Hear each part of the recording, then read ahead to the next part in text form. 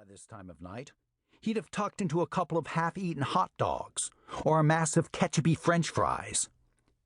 Hamburger Heaven, a popular fast food restaurant, lay about 10 miles down the highway, just far enough for travelers to eat their fill and unload the extras out the window. Bad weather meant slim pickings, though. Shredder had lived beside this stretch of highway long enough to know its ways. He was soaked through, ready to give up and retreat to the woods for cover, when a pickup truck swerved suddenly out of the line of traffic. It bounced onto the scruffy, overgrown center median between the eastbound and westbound lanes and rolled to a stop. The driver stepped out. He lifted a cardboard box from the pickup's cargo bed, dropped it on the ground, and gave it a rough shove with his foot so it skidded away into the bushes. Then he climbed back in the truck and peeled out with shrieking tires. The stink of hot rubber lingered behind in the air. Shredder raised his short cat nose toward the smell and sniffed, warily at first, then with knowing. "Hey, Murray, wake up! There's been a delivery." A large, bristle-haired alley cat stirred in the roadside bushes nearby. "What's that?" "A delivery," I said. "Over there on the center strip in the brush." Murray the Claw raised his ugly head and took in the reek of rubber. "Don't smell like nothing to me.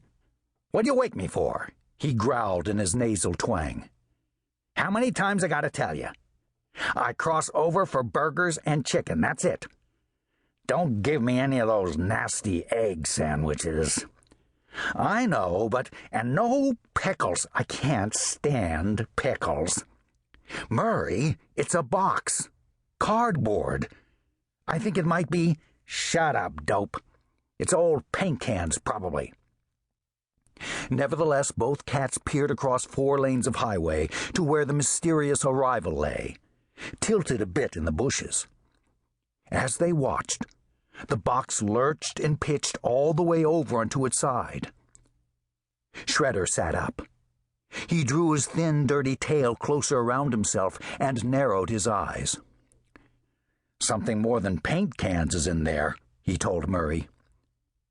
A stream of cars barreled past. A tractor-trailer roared down on them and went by with a blast of wind, flattening their ears. Afterward, there was a break in the traffic. In the hush, a soft, urgent cry could be heard drifting across from the center median. "I knew it," Shredder hissed. "Look!" A small form emerged from under the box and struggled away into weeds. A second form followed, then a third. There was more crying. Or mewing, rather. For they were kittens, tiny ones, 6 weeks old at most. They were staggering around in the center strip, completely oblivious to the snap of wheels speeding by on either side. Shredder lowered himself to a watchful hunch while Murray stood up on all 4s, showing interest at last. "So, who's your man?" Murray asked. It was a game they liked to play, a kind of terrible Red Rover. These weren't the first median drop-offs to come their way. They weren't even the first kittens. "Don't know yet," Shredder answered. "You can't wait till the last second to call it like you did with that chinchilla," Murray warned him. "You gotta put your bet down now or forget it." "Okay, I'll bet on the first one. The one that made it first out of the box? That's him. He's got more get up and crawl. Wait a minute, he might be going over to westbound." Both cats leaned forward to look. No, he's not," Shredder went on. "There he is, coming back." "Who's your man?"